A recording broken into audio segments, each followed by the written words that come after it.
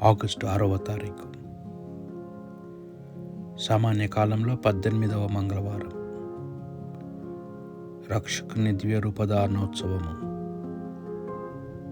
మొదటి పట్టణము ప్రవక్త అయిన దానియేలు గ్రంథము 7వ అధ్యాయము 9 నుండి 10 మరియు 13 నుండి 14 వచనముల వరకు. నేను చూచుచుండగా సింహాసనములను అమర్చిరి, శాశ్వత జీవి ఒక్కడు గద్దెపై ఆసీనుడాయెను.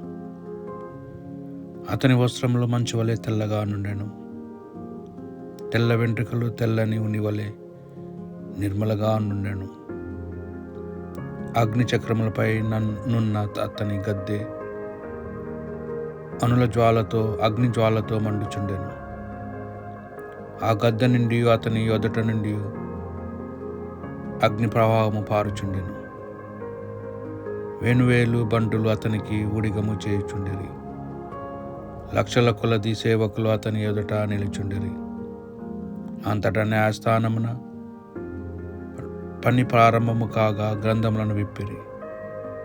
నేను ఆ రాత్రి చూచి దృశ్యమును నరపుత్రుని వంటి వాడు మేఘావృతుడై వచ్చుచుండగా గాంచితిని. అతడు ఆ శాశ్వత జీవి దగ్గరికి రాగా అతనిని ఆ శాశ్వత జీవి ఎదుటకి కొనిపోయిరి. ఆ నరపుత్రుడు పరిపాలనము, కీర్తిని, రాజాధికారమును బడిసెను. సకల దేశములకును జాతులకు భాషలకు చెందిన ప్రజలు అతనికి దాసులయ్యిరి. అతని పరిపాలనము శాశ్వతమైనది, అతని రాజ్యమునకు అంతము ఉండదు. ఇది ప్రభువు వాక్కు. భక్తి కీర్తన. ప్రభువు రాజు భూమికి అంతటికిని, మహోన్నతుడైన పాలకుడు ప్రభువు రాజు. భూమి ఆనందించునుగాక, నానా ద్వీపములారా సంతసించునుగాక. మేఘమును తమస్సును ప్రభువును చుట్టుముట్టి ఉండును. న్యాయ నిర్ణయము అతని సింహాసనముకు పునాదులు. ప్రభు రాజు భూమికి అంతటికిని మహోన్నతుడైన పాలకుడు. అగ్ని అతనికి ముందుగా పోవచ్చు, అతని చుట్టుపట్టనున్న శత్రువును నెల్ల భస్మము చేయును.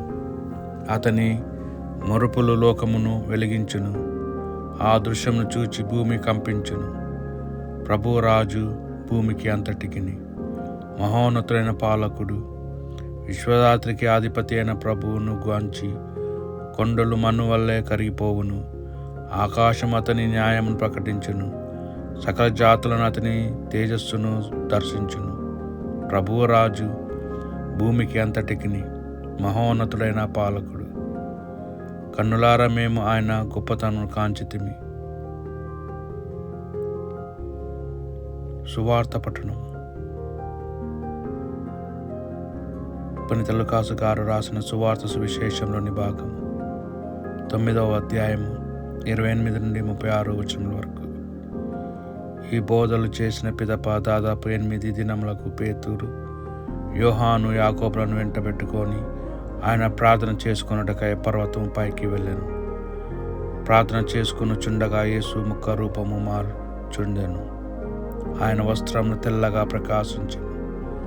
అప్పుడు 2 పురుషులు ఆయనతో సంభాషించుచుండిరి. వారు మోషే, ఏలియా అనువారు. వారు ఇద్దరు మహిమతో కనిపించి యేసు యెరూషలేములో మరణింపవలసిన విషయమును గూర్చి ఆయనతో ముచ్చటించుచుండిరి. పేతురు అతని తోడి వారును నిద్రమత్తులో ఉండిరి. వారు మేల్కొన్నప్పుడు యేసు మహిమను ఆయన చెంతనున్న ఆ పురుషులిద్దరును చూచిరి. వారిద్దరూ ఆయన యుద్ధ నుండి వెళ్ళిపోవచుండగా పేతురు, ప్రభు, మనము ఇచ్చట ఉండుట మంచిది. ఒకటి నీకు, ఒకటి మోషేకు, ఒకటి ఏలియాకు 3 వర్ణశాలను నిర్ణయింతును అని తాను పలుకున్నది తానకే తెలియక మాట్లాడుచుండెను. అతడు ఇట్లు పలుకుచుండగా ఒక మేఘము ఆ శిష్యులను క్రమ్ముకొని వారిని ఆవరించెను. అప్పుడు వారు భయపడిరి. ఆ మేఘము నుండి ఒక వాణి, ఆయన నా కుమారుడు, నేను ఎన్నిక చేసుకున్నవాడు, ఈయనను ఆలకింపుడు అని వినిపించెను. ఆ వాణి వినిపించిన పిమ్మట వారు యేసును మాత్రమే చూచిరి. శిష్యులు ఆ విషయము ఎవరికి చెప్పలేదు. ఇది ప్రభువు సువిశేషము.